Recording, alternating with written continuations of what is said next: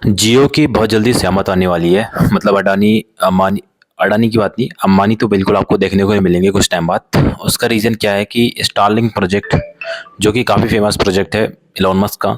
तो Elon Musk ने उसको ऑलमोस्ट उसमें अचीवमेंट कर ली है। उसको उसके जो जितने भी उनको सैटेलाइट वगैरह सारे स्पेस में भेजने थे, सारे उन्होंने भेज दिए हैं। अब वो कंट्री टू कंट्री जो है इसको इम्प्लीमेंट करने में लगे हुए हैं। बहुत सारी कंट्री को उन्होंने ऑलरेडी जो है स्टारलिंक से लेस कर दिया है। अब इंडिया के लिए उन्होंने अप्रोच किया है कि बहुत जल्दी वो इंडिया में इंटर करेंगे स्टारलिंक के साथ। तो इंडिया के गवर्नमेंट से उन्होंने रिक्वेस्ट करी है कि हमको परमिशन दीजिए, हम स्टारलिंक का जो प्रोजेक्ट है उसको इंडिया में इम्प्लीमेंट करना चाहते हैं। अब स्टारलिंक के साथ फ़ायदा क्या होगा इंडिया को? ऑलरेडी इंडिया में जियो है और बहुत सारी चीज़ें हैं। इनको क्या चाहिए होता है, सिग्नल टावर लगाने होते हैं। उसके बाद ये तब जाके आपके मोबाइल फ़ोन में सिग्नल आते हैं टावर के थ्रू। अगर किसी एरिया में टावर नहीं होगा तो वहाँ पे आपके फ़ोन में सिग्नल नहीं आएंगे। तो जियो के जो ये चीज़ें हैं, इनको सिग्नल टावर, इस टावर के थ्रू सिग्नल आएंगे। लेकिन जो स्टारलिंक प्रोजेक्ट है उसमें किसी टावर की ज़रूरत आपको नहीं पड़ेगी। आपको डायरेक्टली सैटेलाइट से आपके फ़ोन लिंक होंगे। आपको जो टावर, जो सिग्नल आपके फ़ोन में आएंगे वो डायरेक्टली सैटेलाइट से आएंगे।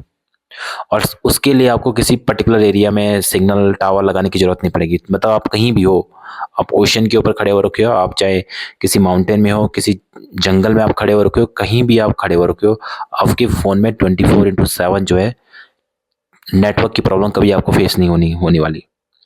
तो उसी के लिए जो है स्टारलिंक प्रोजेक्ट, जो इलोन मस्क का काफ़ी विजनरी, काफ़ी फेमस उनका जो प्रोजेक्ट है, और उसको ये इम्प्लीमेंट करने वाले हैं।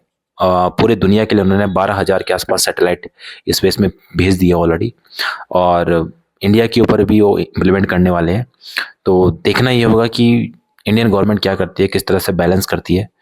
और अगर इंडिया में स्टारलिंक आता है तो डेफिनेटली आपको जियो देखने को नहीं मिलेगा, क्योंकि जियो ही रहेगा या फिर स्टारलिंक ही रहेगा। दोनों साथ में तो बहुत मुश्किल से, मुझे नहीं लगता कि दोनों साथ में रह पाएंगे। और अडानी जी के पास, सॉरी, अंबानी जी के पास इतनी टेक्नोलॉजी नहीं है कि वो स्टारलिंक से कम्पीट कर पाए। केवल चाइना जो है ट्राई कर रहा है स्टारलिंक के साथ कम्पीट करने के लिए। तो डेफिनेटली जो है अडानी अंबानी का जो जियो के जो है उसके दिन पूरे हो चुके हैं। शायद यही रीज़न है इन्होंने कुछ टाइम पहले जो इसकी प्राइस भी बढ़ा दी है कि जितना ज़्यादा मनी हो उससे ग्रैब कर लिया जाए।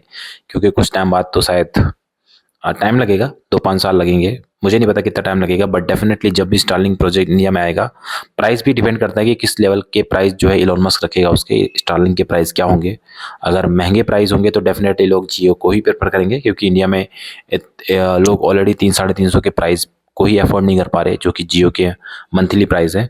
तो स्टारलिंक के प्राइस अगर इस रेंज में होंगे, इससे कम होंगे, तो डेफिनेटली स्टारलिंक जो है पूरी इंडिया की मार्केट को कवर कर लेगा।